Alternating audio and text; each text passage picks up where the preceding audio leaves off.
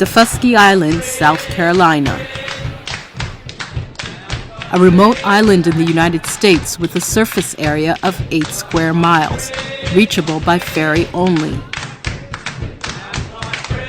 Men, women, and children were brought here from Africa.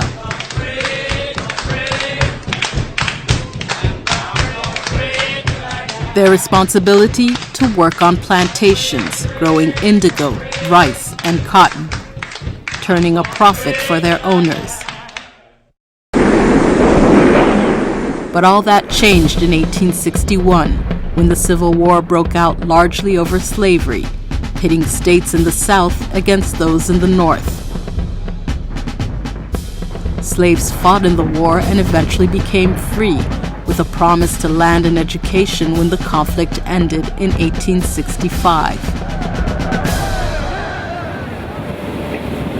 More than 1,000 freed slaves settled here on Dufusky Island, but only 13 descendants of slaves occupy the island today.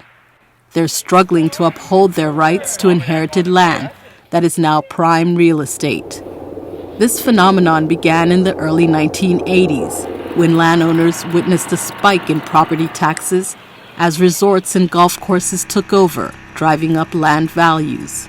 There must be a way that they could address people who have always had their land, no fault of their own, been impacted by development.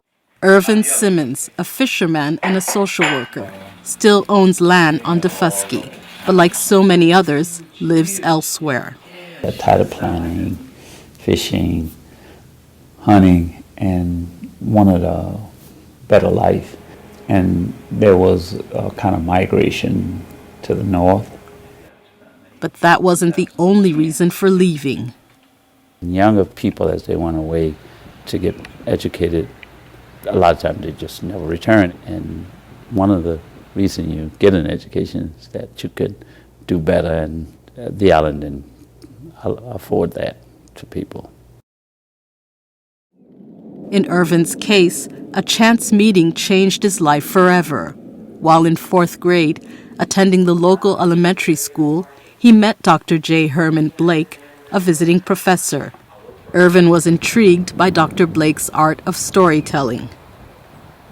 I had this little story I would use about balloons and what's inside and rising. He found himself thrilled by the story of the balloons that I told. Through the story, Dr. Blake tried to convey to the students the importance of an education, which would ultimately bring benefits in the future. Over the years, the two lost touch, but when Irvin graduated from high school and needed advice on advanced studies, he made a desperate attempt to find Dr. Blake. Months later, they reconnected at Oaks College, where Dr. Blake was the principal academic administrator. I was able to raise the money to bring him and 2 others to Oaks College, full-time as students, with coverage of all of their living expenses as well as educational expenses, as well as having money to make trips back home twice a year. Irvin's good fortune inspired him to give back to his community upon graduation. I feel a sense of obligation to do what I can to assist others. Especially people like Cleveland Bryan, who had moved to New York in search of employment.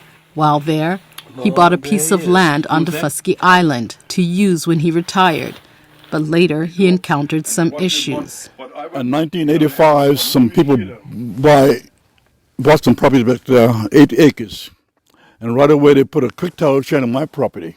Black people don't know about that. They can come put a quick title chain on your property, and they don't put it in the paper that you get, and they put it in the paper that you don't get, and after 6 months, it belongs to them. Together with Dr. Blake, who is currently the executive director of the Gullah Geechee Cultural Heritage Corridor Commission, Irvin helps people to resolve land issues. The commission assists the descendants of slaves who settled in South Carolina, the Gullah, and those residing in Georgia, the Geechee, to retain precious land left by their ancestors and at the same time preserve their culture.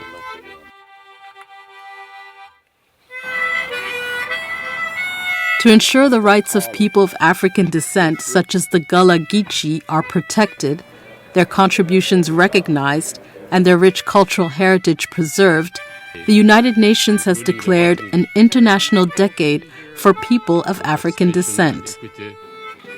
Launched in January 2015, the decade focuses on recognition, justice, and development for millions of people of African heritage.